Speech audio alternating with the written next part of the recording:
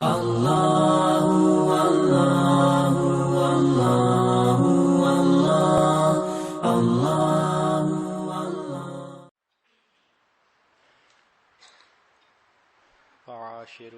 بالمعروف سبحان ربك رب العزة عما يصفون وسلام على المرسلين والحمد لله رب العالمين اللهم صل على سيدنا محمد وعلى آل سيدنا محمد وبارك وسلم۔ دین اسلام دین فطرت ہے، اس کی ساری تعلیمات فطرت کے عین مطابق ہیں۔ اللہ رب العزت نے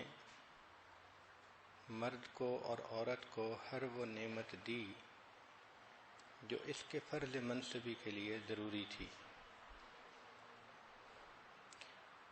اگر آپ غور کریں تو شیر کو اللہ نے ایسے دانت دیے ہوتے ہیں کہ اس کے لیے گوشت کھانا آسان ہوتا ہے۔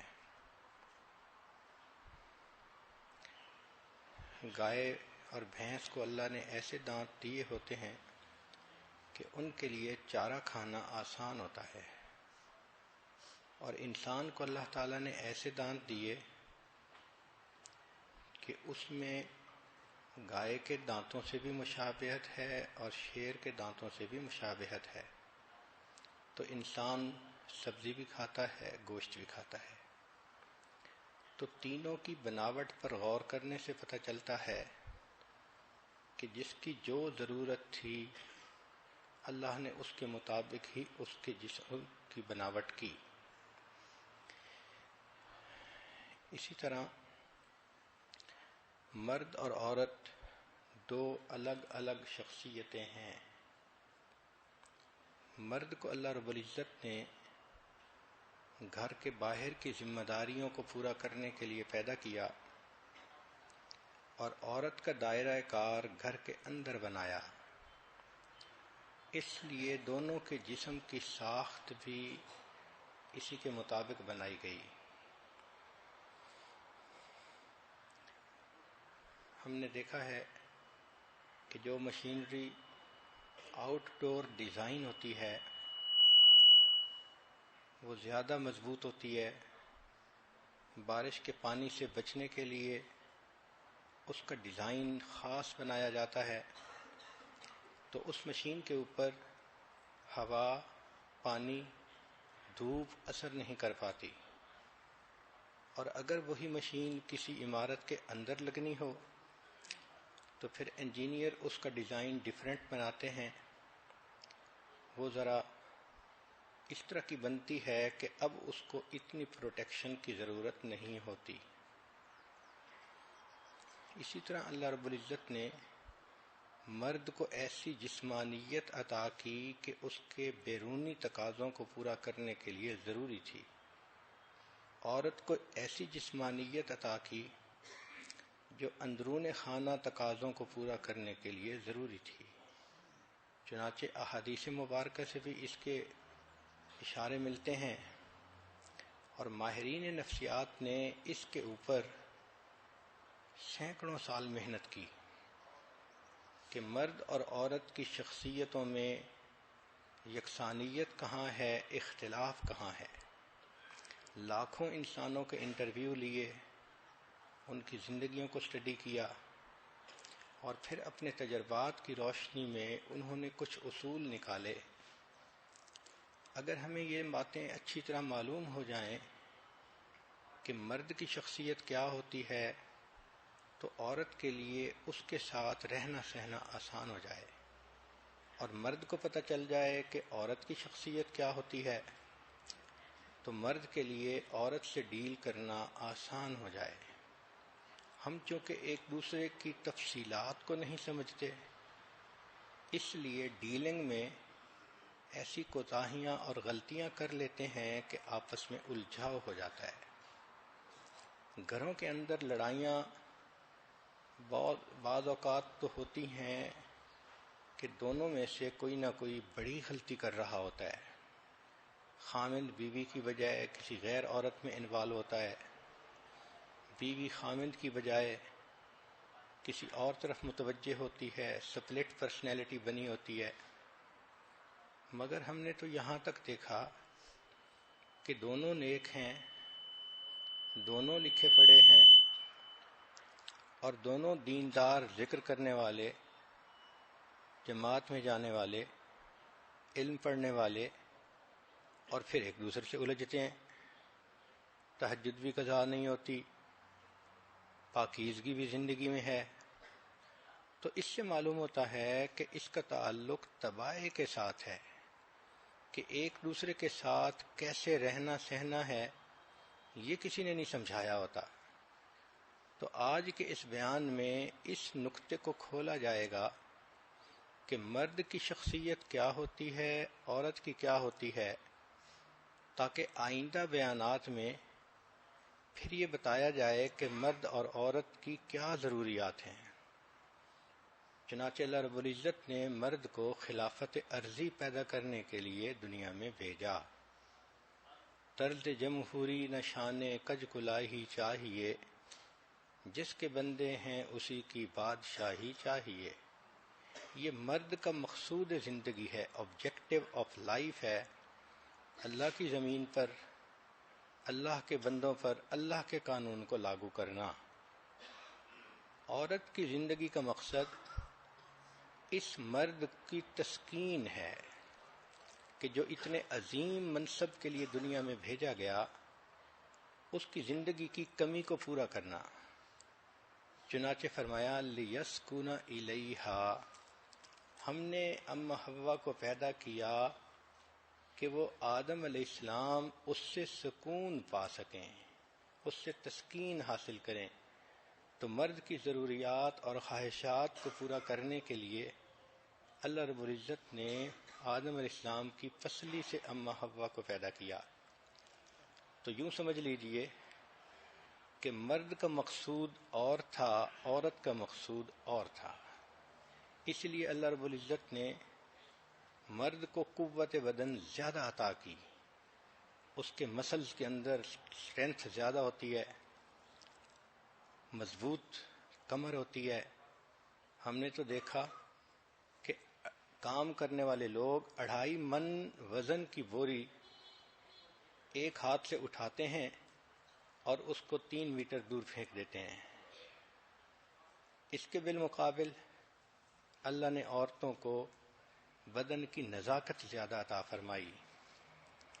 کہنے والے نے کہا، ناز کی اس کے لب کی کیا کہیے، پنکھڑی ایک گلاب کی سی ہے۔ تو عورت کی اس جسم کی ساخت ہی اور طرح کی۔ چنانچہ ایک کتاب میں پڑھا کہ جو ماڈل مس یونیورس بنی، اس کے سر کا گھیراؤ بڑا تھا اور اس کی کمر کا گھیراؤ اس سے چھوٹا تھا۔ اب اتنی پتلی کمر پر تو 10 کلو کا وزن بھی بہت ہوتا ہے۔ تو مرد کی جسم کی ساخت قوت کے ساتھ، عورت کے جسم کے ساتھ نزاکت کے ساتھ۔ مرد کو اللہ تعالیٰ نے رف اینڈ ٹف ڈیزائن بنایا ہے۔ یہ سخت جان ہوتا ہے، مختلف حالات میں، موسم میں یہ اپنی ذمہ داریوں کو، ڈیوٹی کو نبھاتا ہے۔ عورت کی شخصیت میں اللہ رب العزت نے سوفسٹیکیشن رکھی ہوتی ہے، چنانچہ یہ گھر کے اندر رہنے کے لیے زیادہ موزوں ہے۔ مرد کو اللہ تعالیٰ نے وقار دیا ہوتا ہے، گریس دی ہوتی ہے۔ آپ اگر دیکھیں شیر کو، تو جس کی شیر کی مین ہوتی ہے وہ کتنا باوقار لگتا ہے آتے ہوئے، ایک ہیبت ہوتی ہے اس کے اندر۔ اسی طرح مرد کو بھی اللہ رب العزت نے ایسا ہی بنایا۔ چنانچہ قرآن مجید میں ہے کہ عورتوں نے جب یوسف علیہ السلام کو دیکھا تو کہا ان ھذا الا ملک کریم، یہ تو کوئی بہت کریم فرشتہ معلوم ہوتا ہے۔ تو مرد کو اللہ رب العزت نے گریس عطا کی، وقار عطا کیا۔ اس کے بالمقابل اللہ نے عورت کو حسن عطا کیا، بیوٹی عطا کی، نوک پلک، اس کو بیوٹی کہتے ہیں، اس لیے قرآن مجید میں فرمایا وَلَوْ أَعْجَبَكَ حُسْنُهُنَّ، تمہیں ان کا حسن ہی کیوں نہ متعجب کر دے۔ تو عورت کے لیے حسن کا لفظ استعمال ہوا اور مرد کے لیے گویا وقار کا لفظ استعمال ہوا، اسی لیے عورت کی شخصیت کے اندر نوک پلک کا معاملہ زیادہ ہوتا ہے۔ چنانچہ ایک کھیرے بیچنے والا شخص تھا، پتلے پتلے کھیرے تھے، تو بیچنے کے لیے اس نے اسٹریٹجی یہ بنائی کہ آواز لگانے لگا کہ لیلا کی انگلیاں لے لو، لیلا کی انگلیاں لے لو۔ اب لوگ جب یہ صدا سننے لگے تو انہوں نے خوب کھیرے خریدنے شروع کر دیے۔ اب ان کے قریب ہی ایک دوسرا بندہ تھا، ریڑھی لگائی ہوئی تھی اور وہ ککڑی بیچ رہا تھا۔ یہ ککڑی ذرا پتلی بھی ہوتی ہے اور گول سی بھی ہوتی ہے، اس کو سمجھ نہ آئے کہ میں اس کو کیسے بیچوں، اس نے صدا لگانی شروع کر دی مجنوں کی پسلیاں لے لو۔ چنانچہ تھوڑی دیر میں ان دونوں کا سامان آسانی کے ساتھ بک گیا۔ مرد کا جسم اللہ نے ایسا بنایا ہوتا ہے کہ اس کے لیے حرکت بدن لازمی ہوتی ہے، اس لیے کہ مرد نے گھوڑ سواری کرنی ہوتی ہے، گیمز کھیلنی ہوتی ہیں، کشتی کرنی ہوتی ہے، جاگنگ کرنی ہوتی ہے، اللہ کے راستے میں اس نے اپنے بدن کو استعمال کرنا ہوتا ہے۔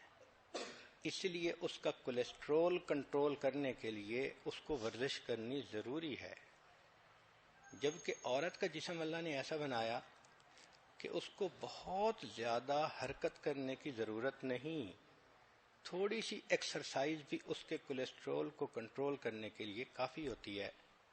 چنانچہ گھر میں کپڑے دھونا، آٹا گوندھنا، چکی پیسنا، اتنی ہی ایکسرسائز ہی اس کی زندگی کے لیے کافی رہتی ہے۔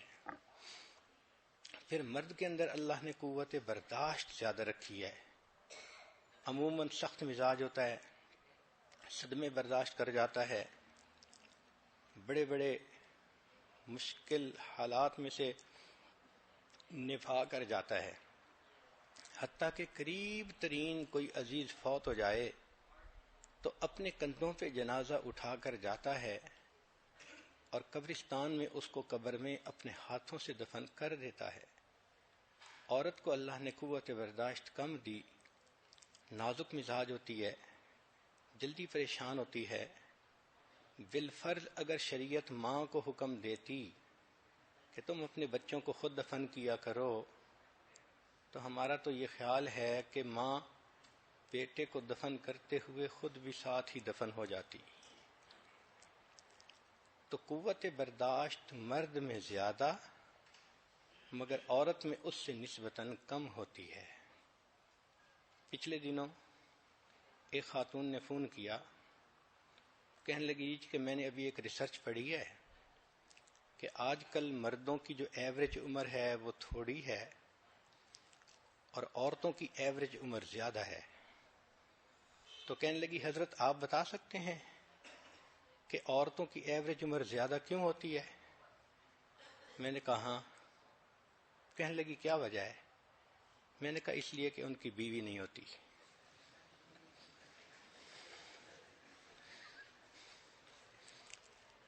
اللہ رب العزت نے مردوں کو رحمانیت کا مظہر بنایا ہے اور اللہ رب العزت نے عورت کو رحیمیت کا مظہر بنایا ہے۔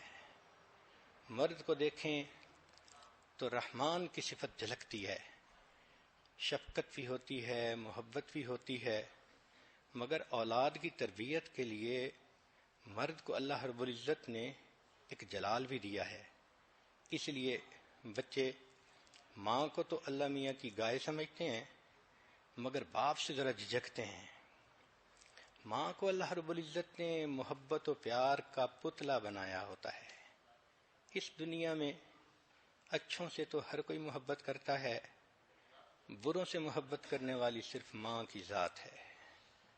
ہم نے دیکھا بیٹا برا ہو جائے، باپ بھی کہہ دیتا ہے گھر سے نکل جا، میں تیری شکل نہیں دیکھنا چاہتا، مگر کوئی ماں ایسی نہیں دیکھی جو اپنے بگڑے بیٹے کو یہ الفاظ کہے وہ یہی کہے گی کہ یہ بگڑ گیا، اس کے نصیب تھے، میں تو ماں ہوں، میرا تو دل اس کے لیے تڑپتا ہے۔ تو مرد کو اللہ نے رحمانیت کا مظہر بنایا، عورت کو اللہ رب العزت نے رحیمیت کا مظہر بنایا۔ اس لیے گھر کے اندر مرد کی حیثیت قوام کی ہے، الرجال قوامون علی النساء، عورت کی حیثیت اس کے معاون کی سی ہے۔ چنانچہ قیامت کے دن مرد سے گھر کے ہر فرد کے بارے میں پوچھا جائے گا، عورت سے اس کے بچوں کے بارے میں پوچھا جائے گا۔ تو دیکھیں دونوں کا محاسبہ الگ الگ ہوگا۔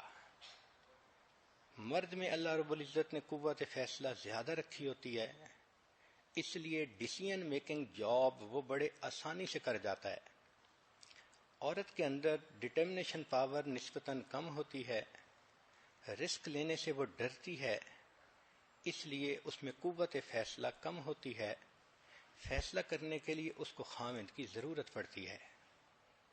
مرد کو اللہ رب العزت نے ایسی طبیعت دی کہ وہ یکساں کاموں سے بیزار ہو جاتا ہے۔ ایک جیسا کام اس کو دے دو تو اس کی طبیعت اچاٹ ہو جاتی ہے، مگر عورت کو اللہ رب العزت نے ایسی طبیعت دی کہ یکساں کام بہت مزے سے کرتی رہتی ہے۔ اسی لیے دفتروں میں دیکھو تو سیکٹری کا کام اس کے ذمے، اور جگہوں پہ دیکھو تو اسی طرح کی یکسانیت والا کام۔ ہم نے خود عورتوں کو دیکھا ہے گھروں میں کہ وہ بیٹھ کے جرسی وغیرہ کی جو کڑھائیاں کرتی ہیں تو ایک طرح کی حرکت ہاتھوں سے کرتی رہتی ہیں، گھنٹوں کرتی ہیں۔ خود حیرت ہوتی ہے کیسی اللہ نے طبیعت دی ہے کہ یہ آرام سے ہاتھوں سے ایک سویٹر کو بن لیتی ہیں۔ اللہ اکبر، مرد کو کہو تو اس کے لیے تو اس سے بڑی سزا کوئی نہ ہو۔ اللہ رب العزت نے مرد کو ایسی عقل عطا فرمائی کہ وہ جذبات پہ حاوی آ جاتا ہے، وہ اپنے جذبات کو کنٹرول کرتے ہوئے بھی اپنی عقل سے اچھے فیصلے کر لیتا ہے۔ صلح حدیبیہ کی مثال دیکھ لیجئے کہ نبی علیہ الصلوۃ والسلام کے پاس 1000 خدام ہیں اور سب نیزے تیر تلوار کے ساتھ لیس ہیں۔ اس وقت معمولی سا اشارہ بھی کافی تھا، مگر اللہ کے محبوب صلی اللہ علیہ وسلم نے آتش فشاں کے دہانے پر بیٹھ کر کتنے نرم فیصلے کیے۔ یہ معراج ہے انسان کی ڈٹرمنیشن پاور کی کہ ایسے حالات کے باوجود بھی اتنے ٹھنڈے دماغ سے فیصلے کر لیتا ہے۔ عورت کو اللہ رب العزت نے ایسی طبیعت دی کہ اس کے جذبات اس کی عقل پہ حاوی ہو جاتے ہیں۔ چنانچہ جب کسی سے محبت کرتی ہے تو اس کا دل چاہتا ہے کہ دنیا کے سب انسان مر جائیں، بس یہ ایک بندہ زمین پہ چلتا نظر آئے، اور اگر نفرت کرتی ہے تو کہتی ہے کہ بس یہ تو ابھی روئے زمین سے زیر زمین چلا جائے۔ اس کی طبیعت ایسی ہوتی ہے۔ اسی لیے بعض بچیاں پروپوزل کے معاملے میں دھوکے کھا جاتی ہیں، وہ کسی لڑکے کی باتوں سے ایسی متاثر ہو جاتی ہیں کہ مس میچ قسم کی پروپوزل ہوتی ہے، مگر ضد کرتی ہیں ماں باپ سے کہ نہیں یہی بہتر ہے، دھوکے کھا جاتی ہیں، جذبات غالب آ جاتے ہیں، ٹھنڈے دل و دماغ سے نہیں سوچتی کہ ان دی لانگ رن جس لڑکے کی پروپوزل آئی نہ اس کی تعلیم ہے، نہ اس کی جاب ہے، نہ اس کا گھرانہ اتنا اچھا ہے، کمپیٹیبلٹی ہے، ایک ہی بات ہانکتی ہے کہ بس مجھے یہی کرنا ہے، لیکن جب ہو جاتا ہے پھر ساری عمر روتی بھی ہے۔ تو اس کے جذبات عام طور پر اس کی عقل پہ حاوی ہوتے ہیں۔ شاید اس لیے شریعت نے اس کو ناقصات العقل کہا، ورنہ عورتیں تو اتنی ذہین ہوتی ہیں کہ آج کل تو اسکولوں میں، کالجوں اور یونیورسٹیوں میں ان کا جی پی اے زیادہ ہوتا ہے بنسبت لڑکوں کے۔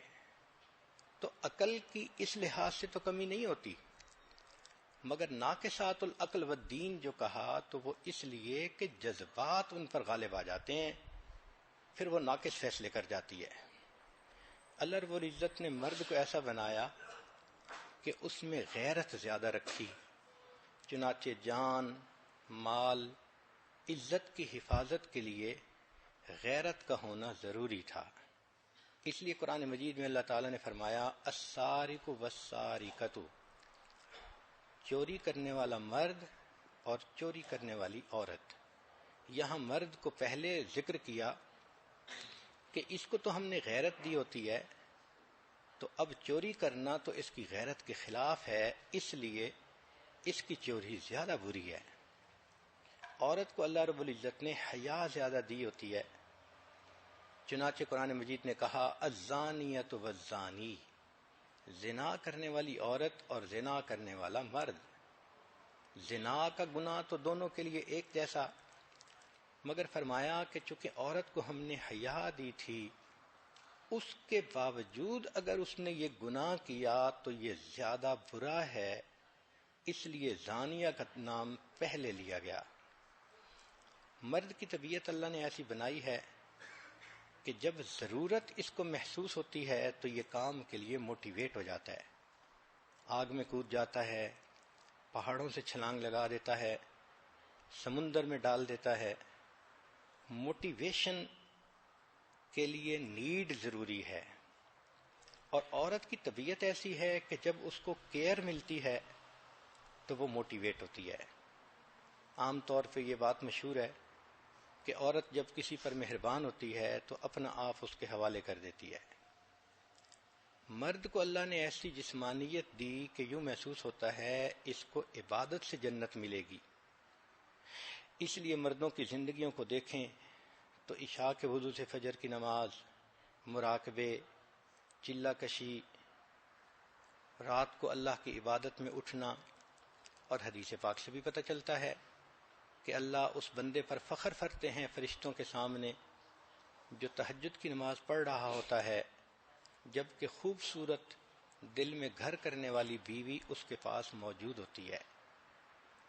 تو دیکھیں، خوبصورت بیوی پاس موجود ہے، لیکن اللہ کی محبت نے اس بندے کو مصلی پہ کھڑا کر دیا۔ اللہ کو اس کا عمل اتنا پسند آیا کہ فرشتوں پر فخر فرمایا۔ اس لیے حدیث میں آتا ہے کہ نبی علیہ الصلوۃ والسلام عائشہ صدیقہ رضی اللہ عنہا کے ساتھ بستر میں لیٹے ہوئے تھے، فرمایا ذرینی اتعبد ربی، عائشہ چھوڑ، میں اپنے رب کی عبادت کرتا ہوں۔ تو محبوب صلی اللہ علیہ وسلم نے وضو فرمایا، مصلی پر تلاوت فرمائی، اور صبح تک آپ صلی اللہ علیہ وسلم کی مبارک آنکھوں سے آنسو کی رم جھم برستی رہی۔ عورت کو اللہ رب العزت نے ایسا بنایا کہ لگتا ہے کہ اس کو اللہ رب العزت خدمت کے ذریعے سے جنت عطا فرمائیں گے۔ چنانچہ اس میں اگر فرما برداری ہو، نیکوکاری ہو، پرہیزگاری ہو، حدیث پاک میں آتا ہے کہ جو عورت فرائض کو پورا کرنے والی ہو اور اس حال میں مرے کہ اس کا خامد اس سے خوش، تو جنت کے جس دروازے سے چاہے وہ جنت میں داخل ہو سکے گی۔ تو دیکھیے، پیرامیٹر ہی اور ہے۔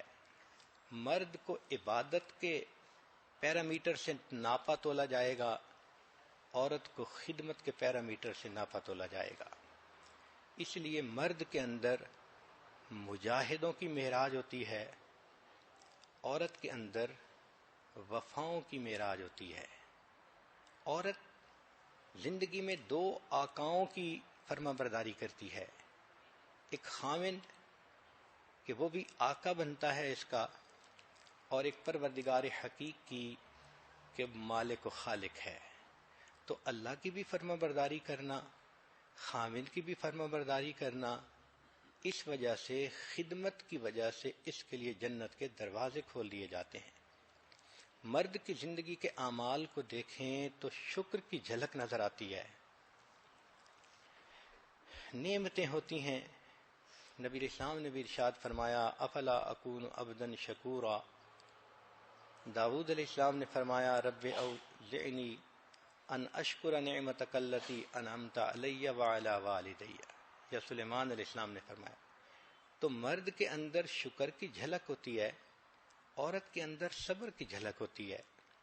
عورت کو دیکھو تو بیچاری ماتحت ہے، بیٹی ہے تو باپ کی ماتحت ہے، بہن ہے تو بھائی کی مان کے چلو، بیوی ہے تو خامند کی مان کے چلو، ساری عمر اس کی ماتحتی میں گزرتی ہے۔ پھر بچوں کی پرورش تو مستقل ایک صبر آزما کام ہے، تو صبر ہی صبر کرنا پڑتا ہے۔ اپنی شخصیت کو دیکھو تو مہینے میں 10 دن جو ایام ہوتے ہیں اس میں بیزاری، بدبو، پریشانی، صبر کرنا پڑتا ہے۔ ویسے دیکھو تو پردے میں رہو، اگر باہر نکلو تو گرمی ہے، پسینہ ہے، مگر اللہ کی بندی برقعے کے اندر ہے اور یہ سب تنگی برداشت کر رہی ہے۔ گھر میں ہے تو 4 دیواری کے اندر قید کی زندگی گزار رہی ہے۔ تو عورت کی زندگی کو دیکھیں تو آپ کو ہر طرف صبر ہی صبر نظر آئے گا۔ مرد کی زندگی کو دیکھیں تو آپ کو ہر طرف شکر کی جھلک نظر آئے گی۔ اس لیے اللہ نے مرد کی طبیعت ایسی بنائی کہ اس کے اندر گول اچیومنٹ امپورٹنٹ ہوتی ہے۔ مرد جو اپنا ایک آبجیکٹو بنا لیتا ہے اس کو ہر حال میں اچیو کر کے دکھاتا ہے۔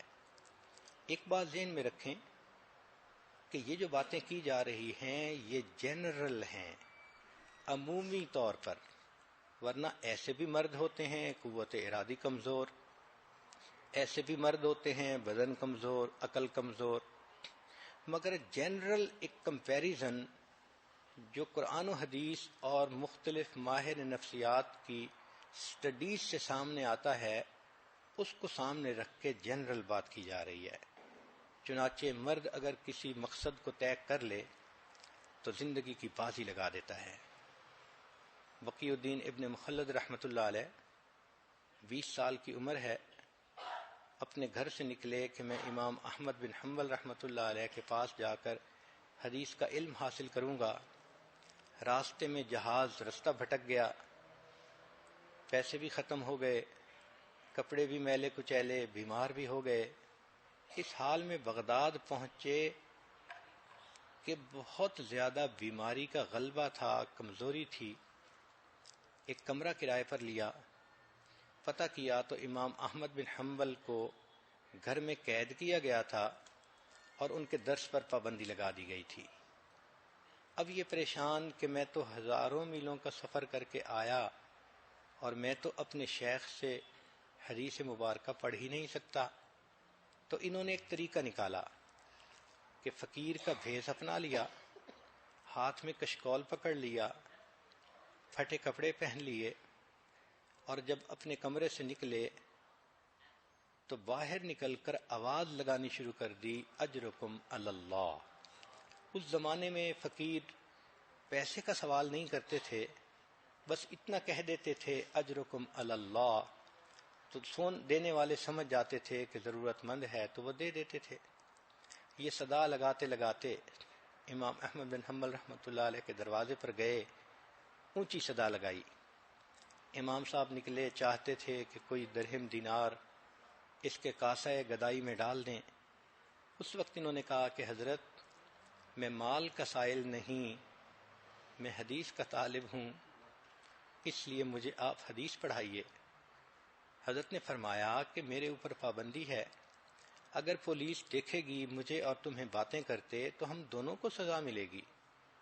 کہنے لگے حضرت میں نے یہ بھیس اپنایا اسی لیے کہ میں صدا لگاتا لگاتا سارا دن شہر میں پھروں گا، ایسے وقت میں آپ کے دروازے پر پہنچوں گا کہ جب لوگ گلیوں میں کم ہوتے ہیں، آپ اسی پیسے کو لے کے دروازے پر آئیے گا، اگر کوئی بندہ نظر آ جائے تو وہ پیسہ ڈال دیجئے گا، اگر نہ آئے تو مجھے 2-4 حدیثیں سنا دیجئے گا، میں سنتے ہی ان کو یاد کر لوں گا، میرے لیے اتنا سبق کافی ہے۔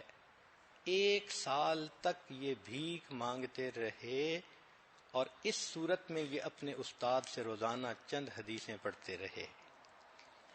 تو جب ایک کمٹمنٹ کر لیتا ہے مرد تو پھر گول اچیومنٹ وہ کر کے دکھا دیتا ہے۔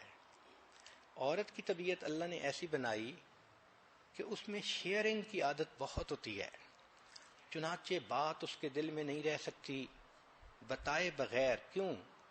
کہ اس کو اللہ نے گھر میں وزیر بنایا، تو اب گھر کی ہر بڑی اور چھوٹی بات وہ اپنے خامن سے شیئر کرنا اپنی ضرورت سمجھتی ہے. اگر اللہ اس کو ایسا نہ بناتے تو یہ تو گھر کسی کا بساتی، من میں کسی کو بساتی. تو اللہ نے طبیعت ایسی بنا دی کہ یہ بات بیچاری رکھ نہیں سکتی. اس لیے دو عورتیں ملتی ہیں تو تھوڑی دیر میں یہ بھی بتا دیتی ہیں کہ میری گود میں کیا ہے، اور یہ بھی بتا دیتی ہیں میرے پیٹ میں کیا ہے.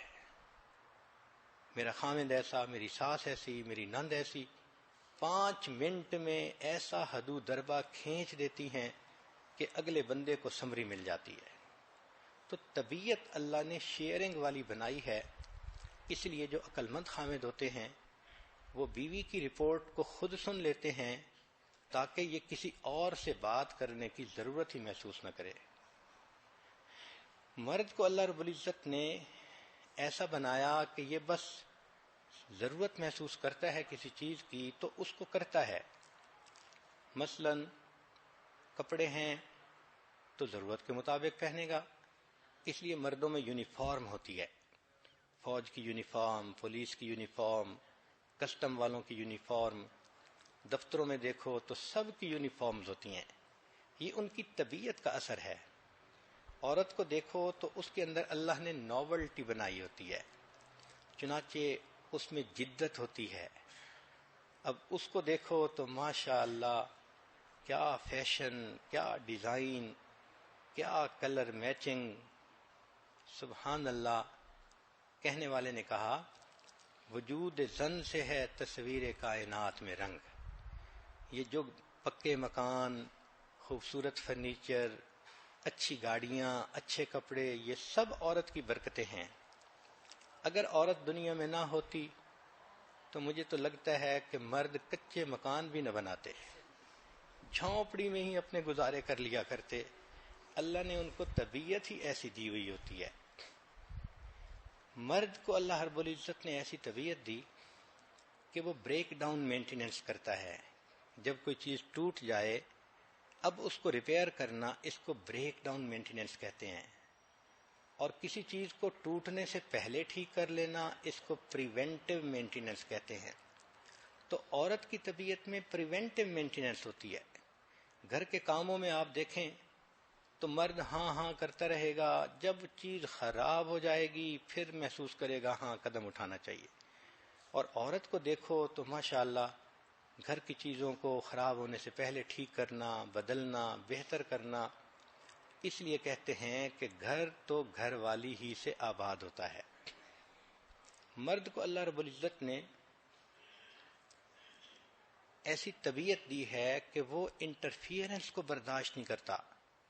آپ دیکھیں لائن ٹیریٹوریل ہوتا ہے، وہ اپنی ٹیریٹری کو مارک کر دیتا ہے. پھر اگر کوئی دوسرا شیر آئے تو اس کے ساتھ جنگ کرتا ہے حتیٰ کہ دونوں میں سے کسی ایک کی موت آئے. مگر عورت کو اللہ رب العزت نے ایسا بنایا کہ وہ کو ڈیپینڈنس کو پسند کرتی ہے، کوآپریشن کو پسند کرتی ہے. تو مل جل کر رہنا عورت کی شخصیت میں زیادہ غالب ہوتا ہے. مرد کو اللہ نے ایسا بنایا کہ کسی سے مدد مانگنا اس کو برا محسوس ہوتا ہے، یہ اپنی خودداری کے خلاف سمجھتا ہے. اس کی میں برداشت نہیں کرتی کہ کوئی مجھ پہ ترس کھائے. جبکہ عورت کو اللہ نے ایسا بنایا ہے کہ وہ ہیلپ لینے کو زندگی کا نارمل عمل سمجھتی ہے. چنانچہ بیٹی ہوتی ہے تو اس کو باپ کی ہیلپ چاہیے، بہن ہوتی ہے تو بھائی کی چاہیے، جب بیوی ہوتی ہے تو خامند کی چاہیے، اور ماں ہوتی ہے تو اولاد کی چاہیے. طبیعت ہی اللہ نے اس کی ایسی بنائی کہ اس کے لیے یہ چیز نارمل ہوتی ہے. مرد اپنے دل کو کسی کے سامنے کھول دے یہ ایک بہت مشکل کام ہوتا ہے. اس لیے وہ اپنے عیب نہیں بتاتا کسی کو. حتیٰ کہ ہمارا تو یہ تجربہ ہے کہ اپنے شیخ کو بھی خط لکھتا ہے تو آدھی بات لکھتا ہے، آدھی گم کر جاتا ہے. پھر read in between the line والا کام شیخ کو کرنا پڑتا ہے کہ بھئی اصل معاملہ کیا ہے. تو اپنا عیب بتانا اس کے لیے ایک مصیبت. عورت کی طبیعت اللہ نے ایسی بنائی کہ دل کو کھول دینا اس کے لیے ایک نارمل سی چیز ہے، اس لیے اپنے خاوند کو پہلی غلطیاں بھی بتا دیتی ہے، موجودہ غلطیاں بھی بتا دیتی ہے۔ مرد کو اللہ رب العزت نے ایسا بنایا کہ وہ کریٹیسائزنگ کو بہت برا سمجھتا ہے، میں اسے سمجھوں ہوں دشمن جو مجھے سمجھائے ہے، چنانچہ اگر کوئی اس کو نصیحت کر دے تو یہ برا منا جاتا ہے۔ اس لیے کئی عورتیں غلطی کرتی ہیں کہ مرد کو نصیحت کرتی ہیں، اپنے طور پہ ہمدردی کر رہی ہوتی ہیں اور وہ نہیں سمجھ رہی ہوتی ہیں کہ اس کے اندر آگ کتنی جل رہی ہوتی ہے۔ عورت کی ایک طبیعت ہے، وہ نصیحت کا برا نہیں مانتی، اس کو اچھا سمجھتی ہے، لہذا جس بیوی کو اس کا خاوند سمجھائے، گائیڈ کرے، بتائے تو وہ بیوی خوش ہوتی ہے اور اس خاوند کے ساتھ خوش زندگی گزارتی ہے۔ مرد اپنی سکسیس سمجھتا ہے کہ جب اس نے رزلٹ کو حاصل کر لیا، اور عورت اس کو اپنی کامیابی سمجھتی ہے کہ اس نے تعلقات کو اچھی طرح نبھا دیا۔ اس لیے خاندانوں کے تعلقات کو عورتیں بناتی ہیں، رشتہ داریوں کے تعلقات کو نبھانا یہ عورتوں کے کام ہوتے ہیں، ایک ایک چیز کا خیال رکھنا، لوگوں کا خیال رکھنا، شادی بیاہ میں کہاں کیا کرنا ہے، یہ تو مرد کو سمجھ ہی نہیں ہوتی، عورتیں ہی جانتی ہیں کہ اب ضرورتیں کیا ہیں۔ مرد کی شخصیت ایسی کہ men use love to get sex, اور عورت کی طبیعت ایسی کہ women use sex to get love. مرد کو اللہ رب العزت نے اپنی محبت کے اظہار کا ڈائریکٹ معاملہ دیا، وہ الفاظ میں کہہ دیتا ہے۔ عورت کی طبیعت پہ چونکہ حیا غالب ہوتی ہے، وہ کبھی صاف لفظوں میں نہیں کہتی، ہمیشہ اشاروں میں بات کرتی ہے۔ مرد کو سمجھنا پڑتا ہے کہ اس کی بات کا مقصد کیا ہے، اس لیے مرد کو جو اکثر خیال آتے ہیں وہ ٹوٹل کنٹرول کے آتے ہیں، خواب بھی آتے ہیں تو اسی طرح کہ میں بادشاہ بن گیا، میں ہوا میں اڑ رہا ہوں، میرا بزنس کا پروفٹ اتنا ہو گیا۔ تو مرد کے خواب اسی طرح کے ہوتے ہیں، اور عورت کے خواب رشتہ داروں میں بچوں کے خواب ہوتے ہیں اور گھر کے لوگوں کے متعلق خواب ہوتے ہیں۔ ہم نے اپنی زندگی میں دیکھا کہ ہماری والدہ صاحبہ کو اکثر و بیشتر خواب آتا تھا میرا فلاں بیٹا پریشان ہے، اور وہ میرے بھائی سے کہتی تھیں پتہ کرو تمہارا بھائی دوسرے شہر میں ہے، اور واقعی جب پتہ کیا جاتا تھا تو کوئی نہ کوئی اس کی وجہ ہوتی تھی۔ کبھی کہتی تھیں میں نے خواب میں دیکھا ہے میری فلاں بیٹی بیمار ہے، پتہ کرو، پتہ کرتے تھے تو واقعی بیمار ہوتی تھی۔ میں نے اپنی زندگی میں اپنی والدہ کو کئی 100 مرتبہ خواب سناتے ہوئے دیکھا جو سچے تھے اور وہ بچوں سے متعلق ہوتے تھے۔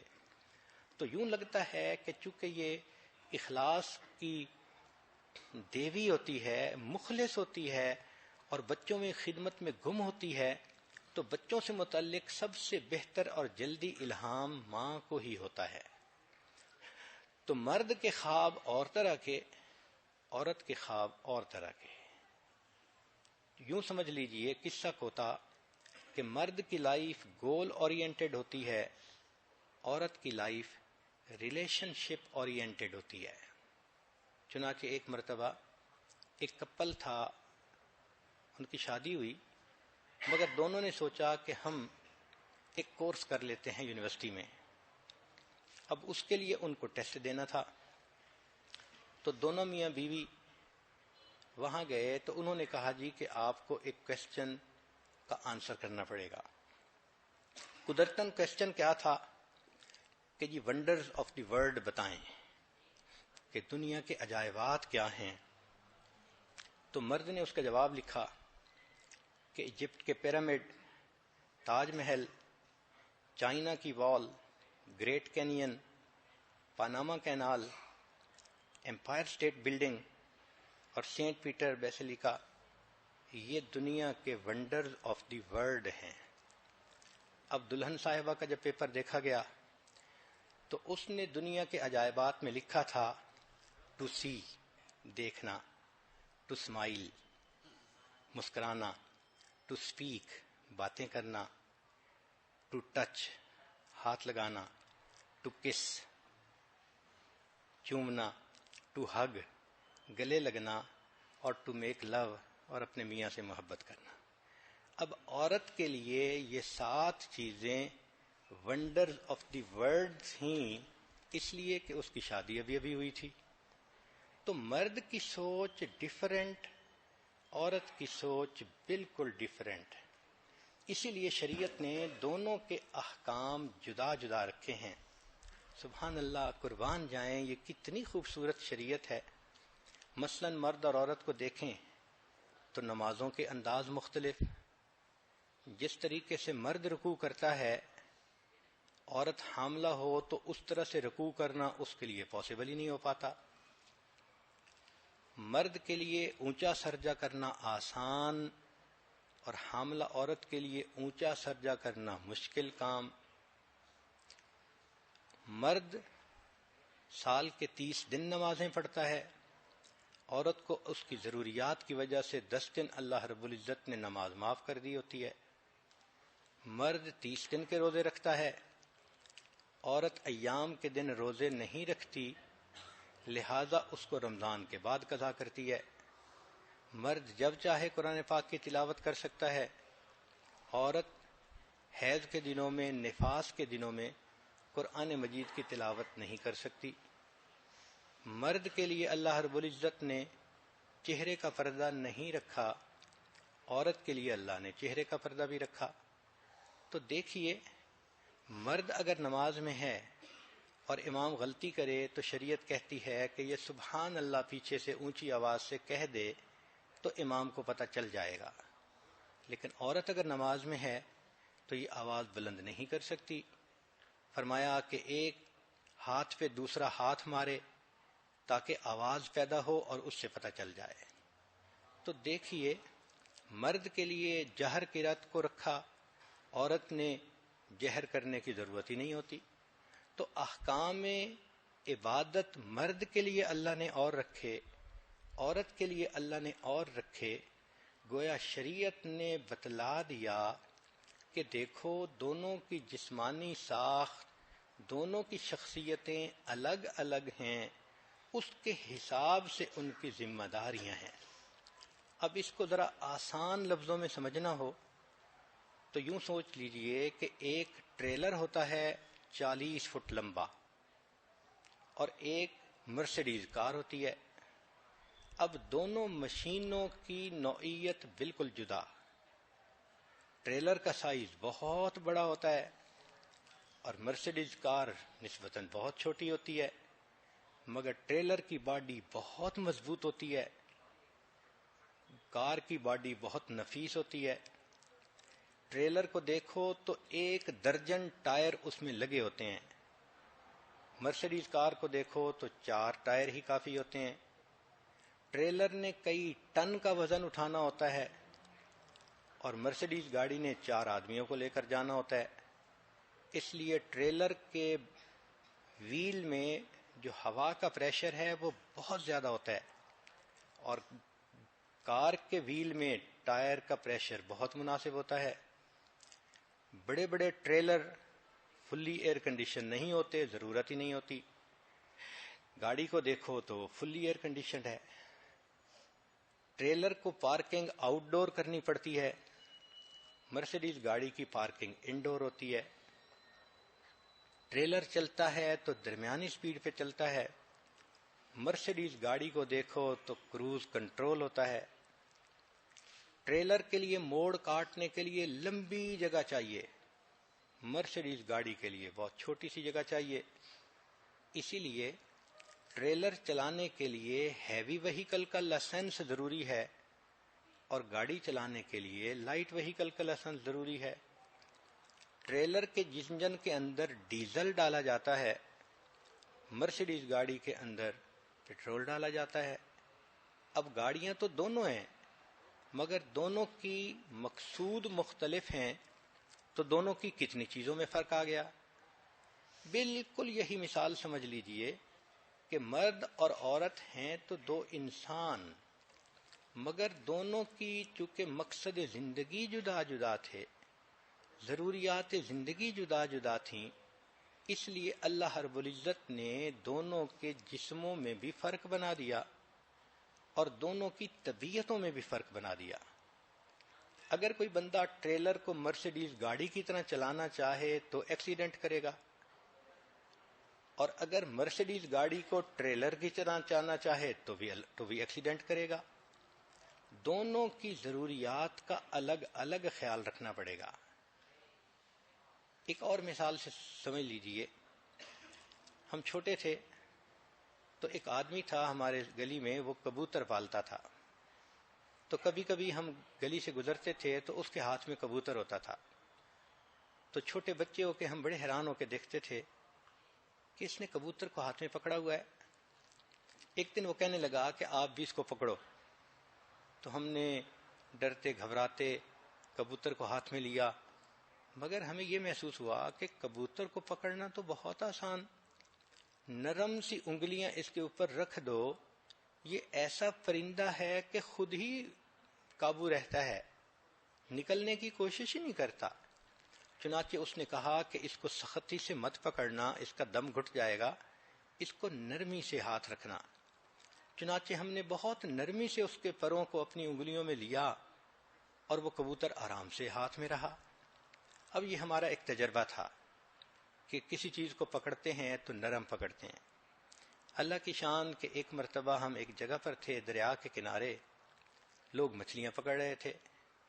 اب ایک صاحب نے مچھلی پکڑی، بڑی ساری تھی، تو وہ میرے پاس لایا، یہ پکڑو ذرا. تو میرے لیے زندگی کا پہلا تجربہ تھا. اب جس طرح میں نے کبوتر کو پکڑا تھا، اس طرح میں نے نرم ہاتھ سے جو مچھلی کو پکڑا تو وہ تو ایسی ہلی کہ پھر پانی میں. اتنا اچھا شکار ہاتھوں سے چھوٹ گیا. تو اس دن تجربہ ہوا کہ کبوتر کو پکڑنے کا طریقہ اور تھا، مچھلی کو پکڑنے کا طریقہ اور تھا. اس کو سختی سے پکڑنا ضروری تھا. چنانچہ ہم ایک مرتبہ حنانہ کو لے گئے ایک جگہ پر، چھوٹی سی مچھلی تھی، ہم نے کہا پکڑو. اس نے کیا ہاتھ لگایا کہ مچھلی اچھل کے پانی میں. کہتی ہے دادا ابو یہ تو بھاگ جاتی ہے. اس لیے کہ اس کو پکڑنے کا طریقہ اور ہے. اب ذرا اس مثال کو ذہن میں رکھیے کہ مرد سے ڈیل کرنے کا طریقہ اور ہے، عورت سے ڈیل کرنے کے طریقے اور ہیں. تو آج کے اس بیان میں یہ بات ذہن نشین کروانی تھی کہ دونوں ایک دوسرے کی الگ الگ شخصیتوں کو سمجھنے کی کوشش کریں. پھر ان کو سمجھ لگ جائے گی کہ اگلا بندہ جو بات کر رہا ہے تو وہ چاہتا کیا ہے، اور پھر یہ جو آپس کی آرگومنٹس ہیں ان کو ختم کرنا آسان ہوگا. غلطی سب سے بڑی کیا ہوتی ہے کہ مرد چاہتا ہے عورت میری طرح بیہیو کرے، عورت چاہتی ہے مرد میری طرح بیہیو کرے. اس لیے وہ ایک سینٹنس ہے کہ میرے خاوند کو اینک چاہیے، he does not look the things my way. بھائی آپ عورت ہو تو آپ نقطہ نظر اور ہے، اور طریقے سے چیزوں کو دیکھو گی. وہ مرد ہے، وہ اور نقطہ نظر سے دیکھے گا. کیا ضرورت ہے اس کو اینک پہنانے کی؟ سمجھنے کی کوشش کیجئے. اب گھروں کے اندر جو الجھنیں ہوتی ہیں ان کی ایک بنیادی وجہ کہ میاں بیوی ایک دوسرے کے مزاج کو نہیں سمجھتے، لہذا مرد کی خاموشی کا مطلب عورت اور نکالتی ہے، عورت کی بات کا مرد اور نتیجہ نکالتا ہے. حالانکہ دونوں they think differently, feel differently, perceive differently, react differently, respond differently, they appreciate differently and they love differently. تو اگر یہ چیز ذہن میں آ جائے کہ بھائی مختلف چیزوں کے درمیان فرق ہوگا تو پھر ایک دوسرے سے ڈیل کرنا، مل جل کے رہنا، محبت پیار سے رہنا، ایک دوسرے کے میسیجز کو سمجھنا یہ آسان ہو جائے گا. اگر نہیں سمجھتے تو میاں بیوی جو ہیں وہ ڈیمانڈنگ ہو جاتے ہیں، ریزنٹفل ہو جاتے ہیں، ججمنٹل ہو جاتے ہیں، انٹالرنٹ ہو جاتے ہیں، اور نیک دیندار لوگوں میں بھی ایک دوسرے کے ساتھ الجھاؤ پیدا ہو جاتا ہے. اس لیے حضرت اللہ عنہ سے کسی نے پوچھا تھا کہ ماذا نکاح، نکاح کیا ہے؟ انہوں نے فرمایا تھا لزوم و مہر، مہر لازم ہو جاتا ہے. فرمایا پھر ثم ماذا؟ اس نے کہا سرور و شہر، ایک مہینے کے مزے ہیں. انہوں نے کہا پھر؟ کہنے لگے غموم و دہر، ساری عمر کے غم ہیں. تو باقی اگر عام آدمی ایک دوسرے کی طبیعتوں کو نہ سمجھے پھر تو شادی اس کو ایسے ہی نظر آتی ہے. چنانچہ وہ لطیفہ ہے کہ دلہن کو تیار کیا، اس موقع پہ سارے گھر والے اس کی جدائی پہ رو رہے تھے، اور دلہا ہنستا ہوا آیا اپنے ماں باپ کے ساتھ کہ اس نے اپنی بیوی کو لے کے جانا تھا. تو چھوٹا بچہ بڑا حیران، میری امی بھی رو رہی ہے، ابو بھی رو رہے ہیں، بھائی بھی رو رہے ہیں، بہنیں بھی رو رہی ہیں، خود میری بہن بھی رو رہی ہے، سارا مجمع رو رہا ہے اور دلہا میاں ہنس رہے ہیں. اس نے پوچھا ابو سارے رو رہے ہیں مگر یہ دلہا بھائی تو ہنس رہے ہیں. اس نے کہا بیٹا آج ہم سب روئیں گے پھر باقی ساری زندگی یہی روئے گا.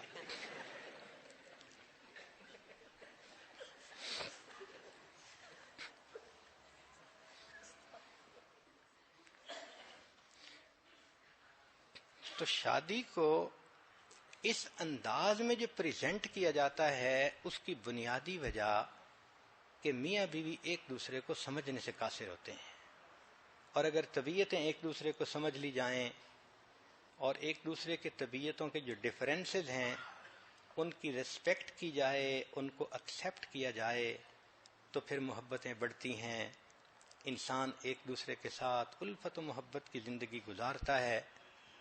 تو آپ یہ بات ذہن نشیں کر لیجئے کہ مرد کی طبیعت اور ہے، عورت کی طبیعت اور ہے، دونوں ایک دوسرے کی طبائع کو، بیہیویئر کو سمجھ کر زندگی گزاریں گے تو محبتوں بھری زندگی ہوگی. اور احادیث مبارکہ سے اس کی مثالیں ملتی ہیں. جب آپ کو اس کی مثالیں اپنے موقع پر پیش کریں گے تو آپ حیران ہوں گی، اور آپ کو یوں نظر آئے گا کہ اللہ کے محبوب صلی اللہ علیہ وسلم تو کائنات کے سب سے زیادہ ماہر نفسیات تھے کہ آپ نے ہر ایک کو اس کے حساب سے ڈیل کرنے کے طریقے بتائے اور سمجھائے. اللہ تعالی ہمیں نیکوکاری پرہیزگاری کی زندگی نصیب فرمائے، پرسکون زندگی نصیب فرمائے. وآخر دعوانا ان الحمد للہ رب العالمین. مراقبہ کر لیجئے کچھ دیر کے لیے. آنکھوں کو بند کر لیجئے، سر کو جھکا لیجئے. دنیا اور جو کچھ دنیا میں ہے اس سے ہٹ کٹ کے اللہ رب العزت کی یاد میں ڈوب جائیے. انسان جب اپنے اندر جھانکتا ہے اسے اپنی اصل تصویر نظر آتی ہے. اپنے من کے دریچے کو کھولیے، اپنی اصل تصویر کو دیکھیے.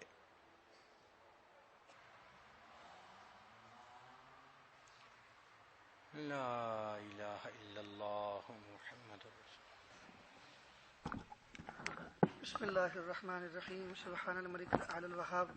اللہم صلی علی سیدنا محمد وعلی آل سیدنا محمد وبارک وسلم. لا احصی ثناء علیک انت کما اثنیت علی نفسک رب اغفر وارحم وانت خیر الراحمین. لا الہ الا اللہ الحلیم الکریم. سبحان رب العرش العظیم والحمد للہ رب العالمین. نسألک موجبات رحمتک وعزائم مغفرتک والغنیمة من كل بر والسلامة من كل اسم. لا تدع لنا ذنبا إلا غفرته ولا هما إلا فرجته ولا حاجة هي لك إلا قضيتها یا ارحم الراحمین یا ارحم الراحمین یا ارحم الراحمین.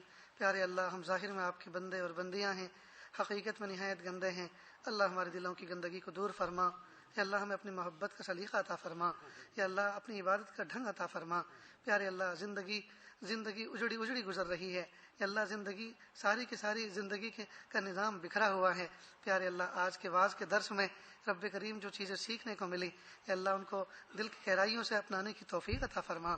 یا اللہ صدق دل سے اس پر عمل کرنے کی توفیق عطا فرما.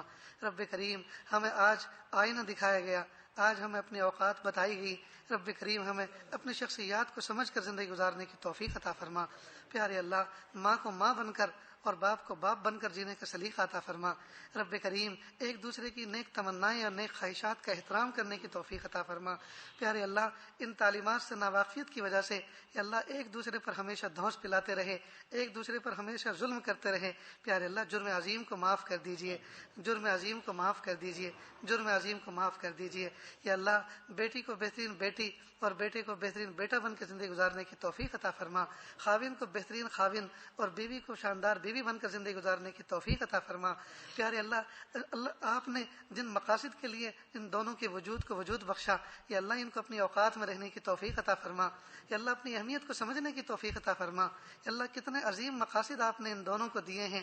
عورت کو کتنا عظیم مقصد کے لیے آپ نے پیدا فرمایا, مرد کے ذمے کتنے عظیم ذمہ داریاں آپ نے سپرد کی. یا اللہ آج تک ایک دوسرے پہ ٹال مٹول کرتے رہے, ایک دوسرے پر اپنی ذمہ داریوں کو ڈالتے رہے رب کریم, اور اپنی نااہلی کا قصور ایک دوسرے پر منڈتے رہے. رب کریم معاف کر دیجئے, معاف کر دیجئے. پیارے اللہ معاف کر دیجئے. یا اللہ جو کچھ آج کے واعظ میں درس دیا گیا یا اللہ عمل کی توفیق عطا فرما دیجئے. یا اللہ اس پر عمل نہ ہونے کی وجہ سے ہمارے گھر جو ہنستے کھیلتے گھر تھے وہ جہنم کا نمونہ بن گئے. یا اللہ ہم نے اپنی جنت کو جلا دیا, آگ لگا دی اپنی زندگی کے سکون کو. رب کریم دوبارہ زندگی کو تعمیر کرنے کی توفیق عطا فرما. یا اللہ دوبارہ اپنی زندگی اور عائلی زندگی کو اچھا بنانے کی توفیق عطا فرما. پیارے اللہ پوری دنیا اور پورے عرب اور عجم میں آگ لگی ہوئی ہے. یا اللہ اسلام کی حسین تعلیمات کو چھوڑنے کی وجہ سے رب کریم اسلام کی حسین تعلیمات کو سمجھنے, سمجھانے, عمل کرنے اور عمل درآمد کرنے کی توفیق عطا فرما. یا اللہ ہمیں معاشرے کا ایک حسین فرد بن کر زندگی گزارنے کی توفیق عطا فرما. پیارے اللہ ہماری ضرورتوں کو رب کریم ہماری ضرورتوں سے ہم سے زیادہ آپ واقف ہیں. یا اللہ عافیت کے ساتھ عطا فرما. یا اللہ آپ ہمیں مستجاب الدعوات بنا دیجئے. یا اللہ جس موقع پر جس چیز کی ضرورت ہو عافیت کے ساتھ مانگنے اور عافیت کے ساتھ ملنے کی اللہ ہمیں توفیق عطا فرما دیجئے. رب کریم ہماری عبادتیں بکھری ہوئی ہیں. یا اللہ ہمارے معاملات بالکل چوپٹ ہیں. یا اللہ اسی حال میں اگر موت کا فرشتہ آ گیا یا اللہ ہم آپ کو کیا منہ دکھائیں گے. یا اللہ جس کا کھایا ہے کھلانے کا تصور نہیں, جس کا لیا ہے دینے کا خیال نہیں. یا اللہ عبادتیں باقی ہیں, معاملات ادھورے ہیں. پیارے اللہ اسی حال میں اگر موت کا فرشتہ آ گیا تو یا اللہ کس حال میں آپ کا منہ دکھائیں گے. رب کریم رسوائی اور شرمندگی کا سامان کر کے بیٹھے ہیں. یا اللہ ہم نے اپنی قبر کے لیے سانپ اور بچھو کی پرورش کی ہے. رب کریم آپ ہمیں معاف کر دیجئے, ہمارے معاملات کو اچھا کر دیجئے, ہماری معاشرت کو اچھا کر دیجئے, ہمارے اخلاق کو اچھا کر دیجئے. یا اللہ ہمیں آپ ایسا بنا دیجئے کہ ہم آپ کو پسند آ جائیں. رب کریم آپ ہمیں ایسا بنا دیجئے کہ ہم آپ کو پسند آ جائیں. پیارے اللہ آپ ہمارے بن جائیے, ہمیں اپنا بنا لیجئے, اپنا لازوال تعلق عطا فرما دیجئے, لازوال محبت عطا فرما دیجئے. یا اللہ ہم زمین پر بوجھ بنے پھر رہے ہیں. یا اللہ ہم خود ہمارا وجود ہمارے اوپر بوجھ بنا ہوا ہے. یا اللہ دل کا سکون عطا فرما. یا اللہ روح کا سرور عطا فرما, سجدوں کی حلاوت عطا فرما, تلاوت کا سرور عطا فرما, ذکر کی لذت عطا فرما. پیارے اللہ طاعت کا ذوق عطا فرما. رب کریم یہ ہماری ٹوٹی پھوٹی تمنائیں ہیں پیارے اللہ پوری فرما دیجئے. رب کریم جس طرح سے ماں باپ اپنے چھوٹے چھوٹے بچوں کی چھوٹی چھوٹی تمنائیں پوری کر کے خوش ہو جاتے ہیں, پیارے اللہ آپ اپنے بندوں کی چھوٹی چھوٹی تمناؤں کو پورے کر کے خوش ہو جائیے. رب کریم رمضان مبارک کا آخری عشرہ ہے. یا اللہ یہ جہنم سے خلاصی اور چھٹکارے کا عشرہ ہے. اللہ جی عافیت کے ساتھ ہم نے جو اپنی زندگی کو جہنم بنا رکھا ہے یا اللہ عافیت کے ساتھ اس جہنم سے بھی چھٹکارا عطا فرمائیے اور اچھی زندگی گزارنے کی توفیق عطا فرمائیے. اور وہ جہنم جو آپ نے مجرمین کے لیے بنائی ہے یا اللہ اس سے بھی ہمارا چھٹکارا نصیب فرما دیجیے. یا اللہ اچھا بن کر زندگی گزارنے کی توفیق عطا فرما دیجیے. پیارے اللہ جو مانگا عطا فرما, جو مانگنے سے رہ گیا وہ بھی عطا فرما. اللہ جی مانگنا نہیں آتا, مانگنے کا ڈھنگ و سلیقہ عطا فرما. وصلی اللہ تعالی علی خیر خلقہ محمد و آلہ و اصحابہ اجمعین برحمتک یا ارحم الراحمین.